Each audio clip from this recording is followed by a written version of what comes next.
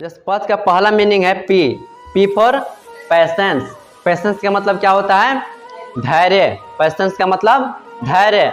धैर्य पर मुझे एक छोटी सी स्टोरी याद आ गई कि बहुत समय पहले की बात है। किसी गांव में पहुंचे हुए महात्मा आए थे। किसी गांव में पहुंचे हुए महात्मा आए थे और उन महात्मा जी से जो भी पूछा जाए सारे सवालों के जवाब उनके पास था। तो एक 25 साल का नौजवान जिसके दिमाग में हमेशा यही ख्याल आता रहता, वो दिन रात यही सोचता कि मैं जल्दी से जल्दी फटाफट अमीर कैसे बन जाऊं, कहीं गड़ा हुआ धन मिल जाए, गड़ा हुआ सोना मिल जाए, या किसी अरबपति खरबपति के घर मेरी शादी हो जाए जहाँ कि मैं घर जमाई बस जाऊं और मैं जल्दी से जल्दी अमीर बन जाऊं। यानी कि रात दिन उसके दिमाग में यही ख्याल आता था कि मैं जल्दी से जल्दी अमीर कैसे बन जाऊं। जब उसको पता लगा कि पास के गांव में कोई पहुंचे हुए महात्मा आए हैं, तो उसको लगा कि चलो मैं भी महात्मा जी से कुछ ऐसा मंत्र पूछ लेता हूं जिससे कि मैं भी अपने जीवन में सफल हो जाऊं। तो बाबा के पास गया और दंडवत प्रणाम किया और बोला, महाराज जी मेरे को कोई ऐसा मंत्र बता दीजिए जिससे कि मैं जो चाहूँ वो मिल जाए। तो बाबा ने तो सबसे पहले उसे नीचे से ऊपर तक देखे और बाबा देखने के बाद बोले, बेटा मंत्र तो है मेरे पास और तू सफल भी हो जाएगा। बाबा क्या बोले? मंत्र तो है मेरे पास और तू सफल भी हो जाएगा, लेकिन उसके लिए तेरे को धैर्य रखना पड़ेगा। क्या रखना पड़ेगा? धैर्य रखना पड़ेगा, यानी कि पेशेंस रखना पड़ेगा।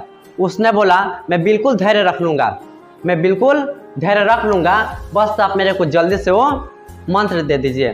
बाबा बोले सोच लो, समझ लो। उसने बोला मैंने बिल्कुल सोच लिया है, बिल्कुल समझ लिया है, बस आप मेरे को जल्दी से वो मंत्र बता दें। बाबा ने यकीन करके उसको वो मंत्र दे दिए।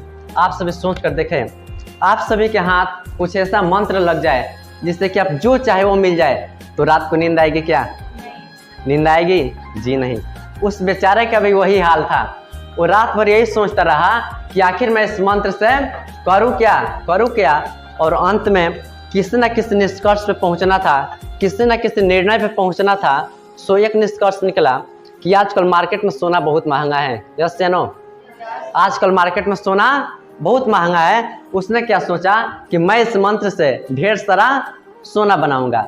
सुबह क्या किया कि वो अपने घर के सामने ढेर सारे ट्रैक्टर ट्रॉली से मिट्टी गिरवाना शुरू कर दिया और जैसा बाबा जी बोले थे वैसे एक नियम बनाया कि सुबह 9 बजे से लेकर शाम 5 बजे तक मैं इस मंत्र को पढ़ूंगा। सुबह 9 बजे से लेकर शाम 5 बजे तक मैं इस मंत्र को पढ़ूंगा।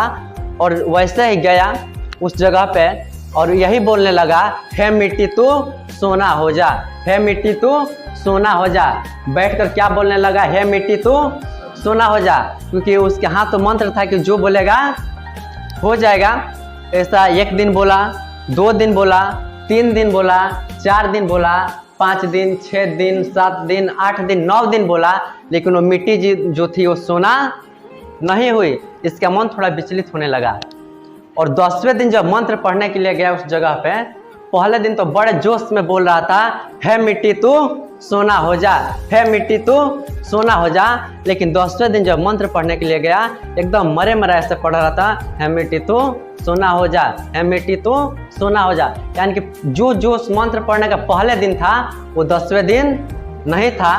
दोपहर के 2 बज गए, 3 बज गए, 4 बज गए, 4:30 हो गए। जब 4:30 हो गए तो इसका धैर्य जवाब दे दिया और एक गुस्से में बोला, हे मिट्टी अगर तू सोना नहीं होती तो कम से कम लोहा ही हो जा।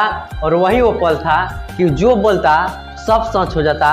पूरी मिट्टी का ढेर लोहे में बदल गया, पूरी मिट्टी का ढेर लोहे में बदल गया। आप सभी सोच कर देखें, बाबा का मंत्र ग्रांटेड था कि नहीं? बाबा का मंत्र ग्रांटेड था, लेकिन वो पूरी मिट्टी का ढेर सोना क्यों नहीं हुई?